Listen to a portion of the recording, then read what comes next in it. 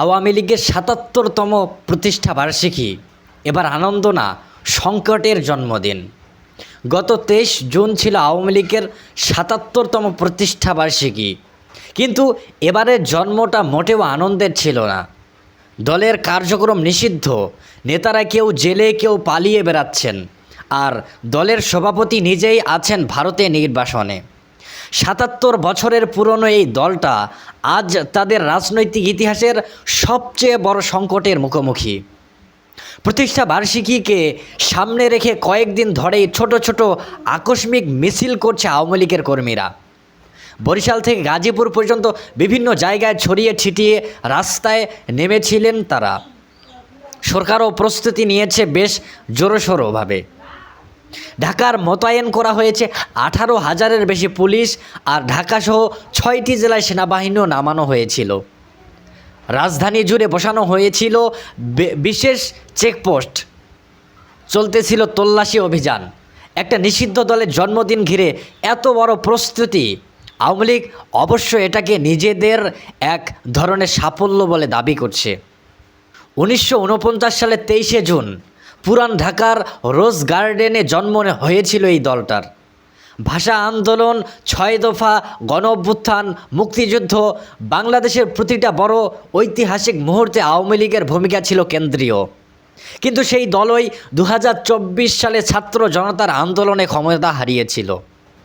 ১.৫ দশকের শাসনামলে গুম, খুন আর ৩টা বিতর্কিত নির্বাচনের অভিযোগ সব একসাথে সামনে চলে এসেছে।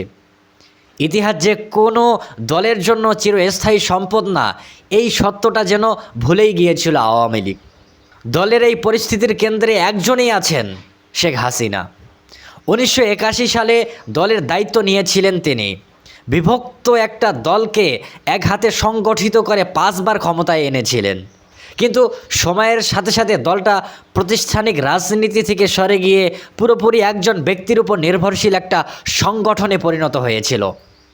ফলে হাসিনা না থাকায় দল এখন কার্যত নেতৃহীন অবস্থায়। কেউ কেউ বলছেন হাসিনাকে ছাড়াই নতুন নেতৃত্ব দরকার, কিন্তু শীর্ষ নেতারা এখনও এটা মানতে রাজি নন। বিশ্লেষকদের মতে আওয়ামী লীগের সামনে মূলত 4টা পথ খোলা আছে। ১. দীর্ঘদিন রাজনৈতিকভাবে কোণঠাসা হয়ে থাকা। ২. নিজেদের ভুল স্বীকার করে নতুন নেতৃত্বের মাধ্যমে দলকে নতুন করে গড়ে তোলা। ৩. দলের ভেতরে বিভক্তি তৈরি হয়ে ভেঙে যাওয়া। ৪. বর্তমান সরকারের কোনো ব্যর্থতার সুযোগ নিয়ে আবার রাজপথে ফিরে আসা। দেখে মনে হচ্ছে আওয়ামী লীগ এখন চতুর্থ পথটাই বেছে নিয়েছে, কিন্তু দলের ভেতরের অনেক নেতাই মনে করছেন এটা ভুল কৌশল। ৭৭ বছরের পুরনো এই দলটা এখন সত্যিকার অর্থেই একটা ঐতিহাসিক মোড়ে দাঁড়িয়েছে। শুধু ছোট ছোট মিছিল করে সরকার ফেলা যাবে না, কিন্তু নিজেদের ভুল স্বীকার আর সংস্কার ছাড়া দলের কোনো ভবিষ্যৎও নেই। প্রশ্ন একটাই, আওয়ামী লীগ কি অতীতের গৌরব আঁকড়ে ধরে অন্ধকারেই পথ খুঁজবে, নাকি সত্যিকারের সংস্কারের পথে হাঁটবে?